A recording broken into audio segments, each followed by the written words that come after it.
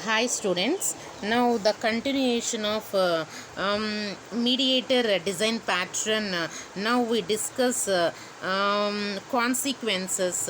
Consequences in the sense how to describe the results mainly of underlying this mediator design pattern.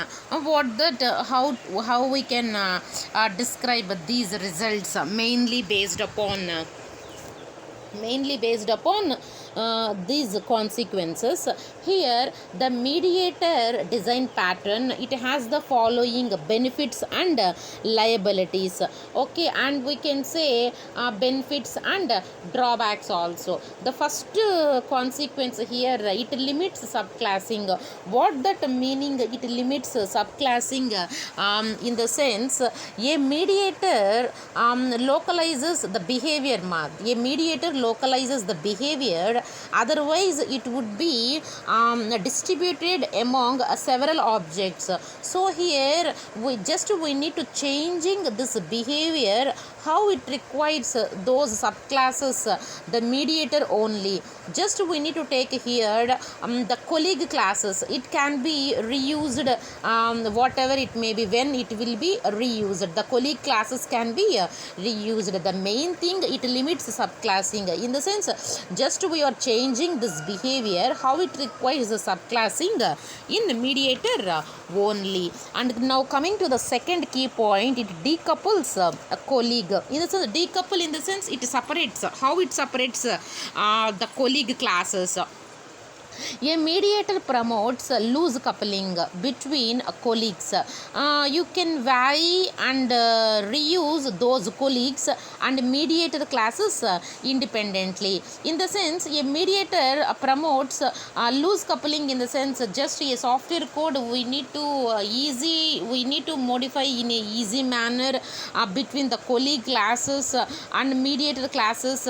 It should be independently. Okay, and coming to the third key point, in consequences, it simplifies object protocols.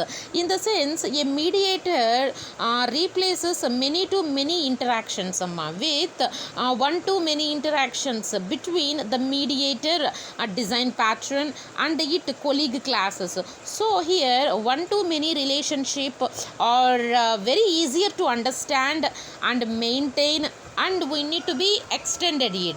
Okay, and coming to the fourth key point, it abstracts how objects cooperate. It abstracts how objects cooperate. In the sense, to just we are making a mediation an independent concept, and encapsulating it an object lets you focus how those object interacts apart from their individual behavior. So that can help full very clarify how those objects interact in a system,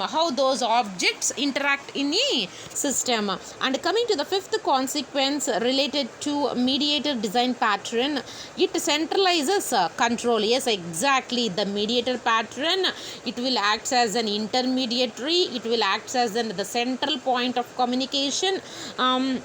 Just we need to reduce the communication complexity of interaction, okay, in the mediator pattern. So just because a mediator encapsulates protocols, it can become more complex one than any individual colleagues. So this can make the mediator itself that should be very hard to maintain. And coming to the implementation section, let us see the following implementation issues are very relevant. It's very appropriate to the mediator pattern. Coming to the first one, omitting the abstract mediator class.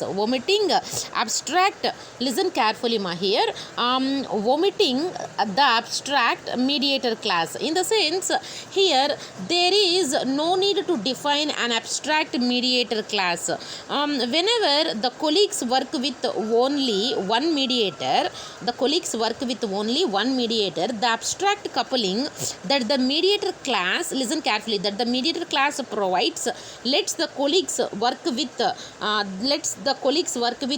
different mediator subclasses and vice versa. Okay, and coming to the second implementation section, colleague mediator communication. Here the colleagues have to communicate with their mediator as acts as an intermediary when and certain action of interact occurs. So whenever one approach is to implement the mediator as an observer just by using the observer pattern. Okay, so the colleague classes acts as subject, and just we are sending some notifications to the mediator whenever they change the particular state or action. So here the mediator, what it responds by propagating whatever the effects of change to other colleague subclasses. So here the another approach, just we need to define a specialized notification interface in a mediator design pattern that lets the colleague classes, it should be more direct in their communication. Here we need to suppose to use the languages Smalltalk or V. For Windows, just we are uses a form of delegation. So whenever we are communicating with the mediator, a colleague passes itself as an argument. A colleague passes itself as an argument, and we are allowing the mediator how to identify the sender, what it sends, the requirements, what it needs. Okay, and coming to the known uses of mediator design pattern. Let us see the known uses. What are the best example of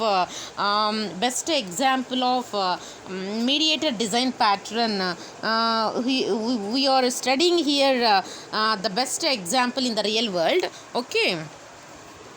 Here ET++ and the Think C class library, it is one of the best example here. Just we need to use the director like objects in a dialogues as a mediator between those particular objects, a set of objects. And coming to the second noun use, application architecture. We are use some best application architecture of Smalltalk or V for Windows. It is mainly based on a mediator structure, and just it consists of a window containing a set of panes. Okay, here a window containing a set of panes. Here we need to take some class library. It contains several predefined pane objects like include text pane, list box, a button. So here these panes can be used without subclassing. These panes can be very useful. Here we are looking at the view manager. The view manager class, it is responsible for doing interpane coordination. The view manager is supposed to do the mediator and panes don't refer to each other directly. It don't refer to each other in a direct way. So here the object diagram just shows a snapshot of an particular application at runtime. Especially look at this diagram. This is an object structure, a text pane, a button, a list box, a view manager, how those objects interact, how just that particular application at runtime, especially the object diagram shows a snapshot here. And coming for a Smalltalk or V for Windows, just we are uses an event mechanism for pane view manager communication. Here a pane generation is an event or action when we need to want to get information from the mediator point of view. So when it wants to inform the mediator the something, it should be happened there. So an event defines a symbol, for example #select, that identifies the event particularly. So here we need to handle the event. The view manager registers a method here, registers a method selector with the pane. So this selector is the event handler. So this selector is the event handler. It will be just invoking whenever the event will be occurred. So another application of the mediator pattern is in coordinating complex updates, whatever it may be. We are coordinating the complex updates. For example, here change manager class in observer design pattern, just we need to take some mediate between subjects and observers to avoid redundant updates. So whenever an object changes and just it notifies the change manager, and which in turn the coordinates update or change by notifying the objects dependents, how the object it will be dependent. And next example, UniDraw drawing framework. Just here we are uses a class called C solver to make sure that it connectivity the conditions between how those connectors, okay, how the objects in graphical editors, just it can appear to stick to one another in so many ways, or we can say in different ways. And coming to the related patterns of mediator design pattern, facade is the one of the related pattern to mediator design pattern, and observer is also a related pattern to mediator design pattern. Coming to the facade point of view, just we need to hide the details in a subsystem of those objects. We need to provide a more convenient interface, how it will act as an intermediary. Its protocols is unidirectional way. So here the facade object make request of the subsystem classes,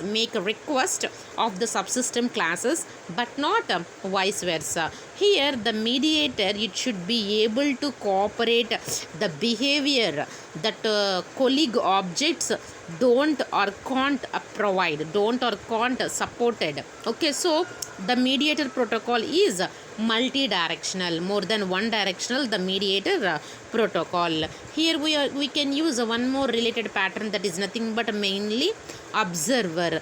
Colleague objects can communicate with the mediator, okay, by using observer pattern. The colleague objects can communicate with the mediator. The center point of communication, it will act as an intermediary mediator. By using observer pattern, the colleague objects can communicate with the mediator pattern. Okay, till now it will be completed, ma'am. This is the concept of mediator design pattern. Thank you one and all.